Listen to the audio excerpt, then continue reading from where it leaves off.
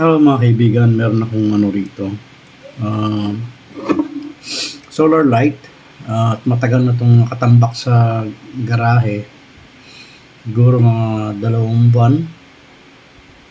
At ang ginawa ko, nang hinayang ako at nanood ako sa ibang channel. So, marami akong pinanood doon na kung paano papalitan ito. So far, madali lang naman pala dahil ang importante lang doon yung ano, plus and minus, kailangan alam mo, tsaka voltahe, yun lang po importante ron. So ito yung ano, ating ilaw.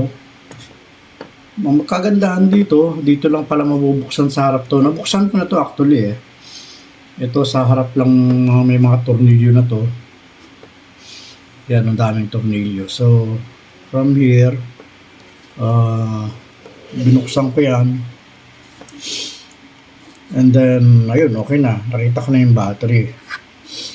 Pakikita ko sa inyo yung battery ha, sandali. So, yun na yung battery nung nabuksan. Tinanggal natin, pinutol. Yun lang yung marking niya, tinanggal ko yung balot. Tapos, in-scan ko yan sa Google. Nakita ko na hindi pala rechargeable. Yun, kaya hinanap ko na lang, manap ako ng rechargeable battery with the same voltage.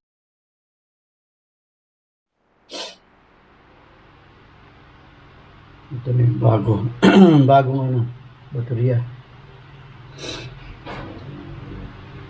Ito yung luma. Importante kasi dyan yung same voltage o kahit na medyo mababa.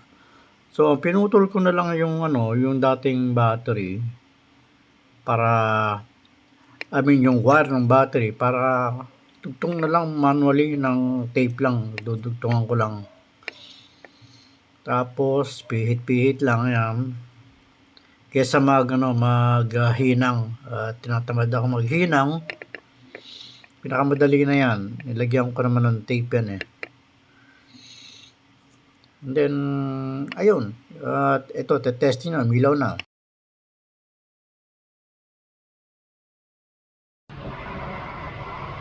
$8,000 amperes. Hopefully tatagal to. Malalaman natin. Ayos. Off mo. Ito, so nung napalitan ko na yung battery, sinelyo ko uli. Ayan, ito na siya. Testingin natin. Actually, gumana na kanina, di ba? Pero makita natin. Maganda na siya. Paano ba? Patayin natin itong isang ilaw. Ayan. Pag wala, ayan na. So, nung nabili ko siya, pre-charge na siya. Ibig sabihin, may karga na yung battery. Ayan. O, diba? Low settings lang yan. Pag tinaasan mo, ayan lakas. Nga lang, hindi natin alam kung hanggang ano itatagal nito. Testingin natin ito. Kakabit ko sa umaga bukas and then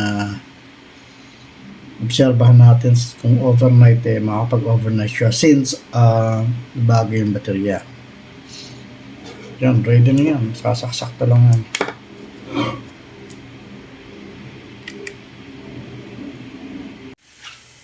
Buhay pa rin. It's 6:20. Sa lowest settings pala niya, matagal mga halos 13 hours na